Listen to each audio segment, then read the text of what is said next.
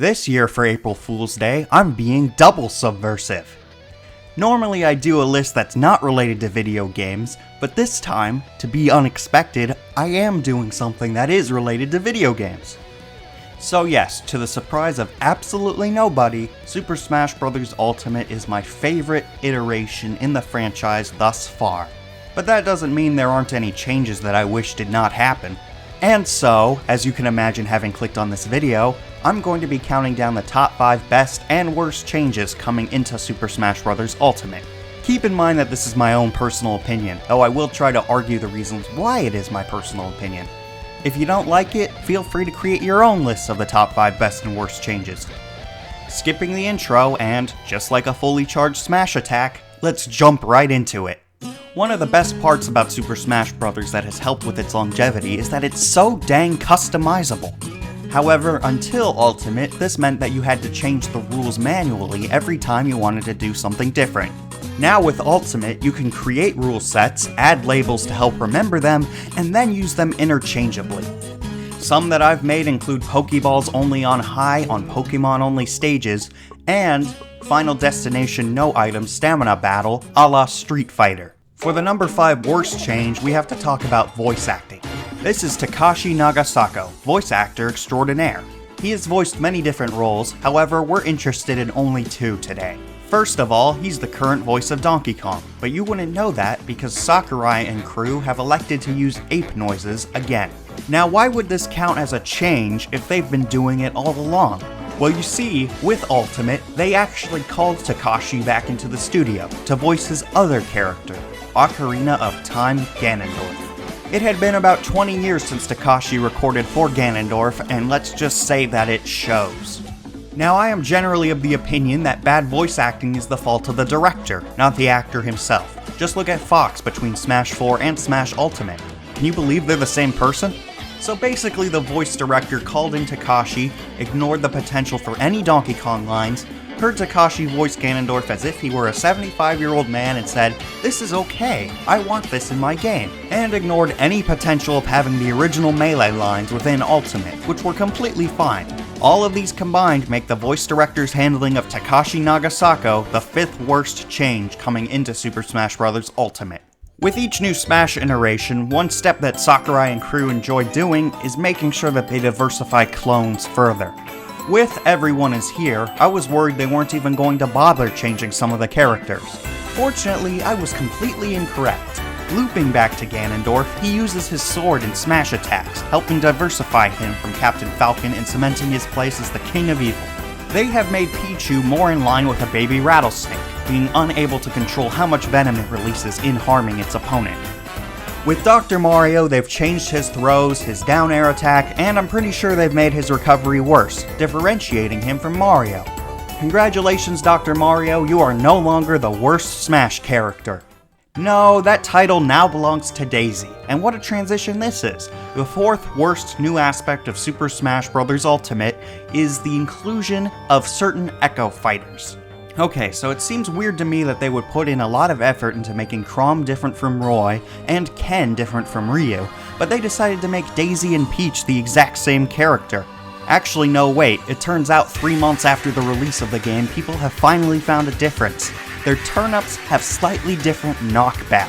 Simon and Richter are also almost exactly the same, with the down special not doing fire-based damage for Richter.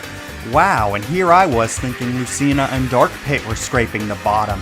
Now, it's cool that they use Echo Fighters as a label to help differentiate these characters as extra content. However, if they aren't different quite like Ken is, then they really should just be alternate costumes. The 3rd best change is the inclusion of different and unique classic modes for each fighter. Generally, they follow a certain theme or gimmick. Isabelle faces off against every single female fighter, Roy faces off against every single sword fighter, Shulk fights different characters that represent the different stances of the Monado, and Sonic has a really interesting one. He faces off different characters that are supposed to represent his games. For example, he'll fight a giant Incineroar as a substitute for Zarvok. I think that's pretty creative. Some of them tend to be a little too similar. Link and Falco both involve fighting dark and evil characters. However, for the most part, this gets a thumbs up from me. Now the third worst change is what they've done with Zelda, both the character and the series. They've changed her back into a blonde-haired, pink-dressed princess, as if we didn't already have one of those. Now, I understand that a lot of people prefer this version of Zelda over the Twilight Princess version, but hear me out for a second. 99% of their animations are the same, and they already have all of the relevant assets. It would take almost no man-hours at all to include Twilight Princess Zelda as an alternate costume. Heck, why even stop there? You can have an alternate outfit for Ocarina of Time Zelda, Ocarina of Time Adult Link, Twilight Princess Link, and Twilight Princess Ganondorf. The last one could be especially cool if he uses the Sword of the Six Sages for his smash attacks. You mean to tell me that they could have two different voice sets for Ike, but they couldn't do this for the Zelda characters? How can they say that everyone is here if some of the characters from The Legend of Zelda are missing? Maybe they'll include them in a future update, but I wouldn't hold my breath. In the meantime, I know which alternate costume I'm using for Zelda. In Brawl, 3DS, and Wii U, the only counterplay to assist trophies was avoidance.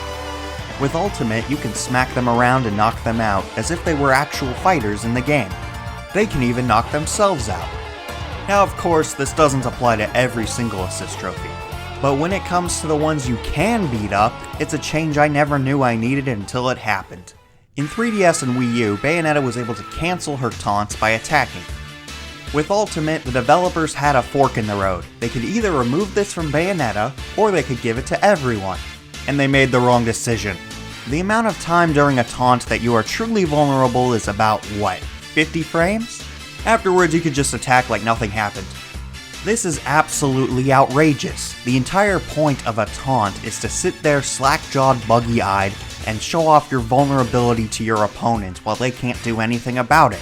That's pretty much all I have to say about the second worst change in Ultimate, but while I'm here I might as well add, what was the point of removing taunts in Quick Play? It was obvious people were going to start spamming substitutes such as Wario's farts. Real quick before we get to the number ones, honorable and dishonorable mentions. I've noticed that when playing random, you are a lot more likely to get the default color scheme than in previous games. 9 times out of 10 I prefer this, so that's a thumbs up from me. On the other hand, the classic progression system is a little bit iffy. Because 5.0 is the highest starting point, the first 2 or 3 rounds is basically just speedrunning to get to the higher difficulties. Plus, the game doesn't factor in the scenario's intrinsic difficulties. I was able to get to 9.8 on King K. Rool day 1, first time trying King K. Rool. This is partly because every single stage is a one-on-one. Meanwhile, with Dr. Mario, it's always 3-on-1 against you, so you'll be pulling your hair out in no time. Oh, you won with over 100% damage because you were up against 3 Robs? Don't care, have fun in 8.2, idiot. Moving on, the single best change in Ultimate is one you probably haven't given a lot of thought about, but it's been in front of you the entire time. Decimal percentages. Imagine you're on the development team and you want to make the quickest jab in the game stronger. Let's say it currently does 2% damage. In both versions of Smash 4, the least you could buff it by was 1 damage, a 50% increase. Decimals allow for much finer tuning and balancing. In the case of our jab example, we can increase the damage by 1/10 of a point. That's only a 5% increase. This finer tuning should allow for balancing without going too far in the opposite direction. And now we get to the worst change in Ultimate. They completely butchered Final Smashes. Now before Ultimate, there were a lot of repeat Final Smashes. 3 Landmasters, Mario and Dr. Mario, things like that. However, with Ultimate, they've turned it up to 11. Kirby, Donkey Kong, Little Mac, Simon, and Fox all have the same Final Smash. Attack directly in front of you, and, if you land it, beat people up. Yoshi, Wario, Ridley, and King K. Rool all have the same Final Smash. Attack in a line and play a cutscene on whoever you hit. Hey, young Link has never had a Final Smash before. Should we come up with something interesting? Nah man, try Force Slash. There are still some unique Final Smashes, Zelda and Bayonetta come to mind, however they are few and far between. What a sad state of affairs. This video was brought to you by The Ultimate Hideout, a casual Smash Discord server.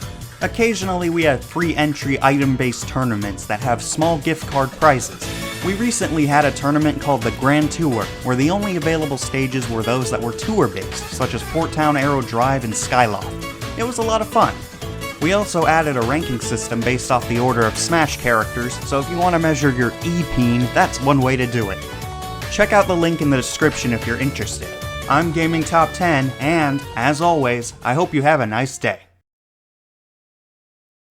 Daisy Ridley!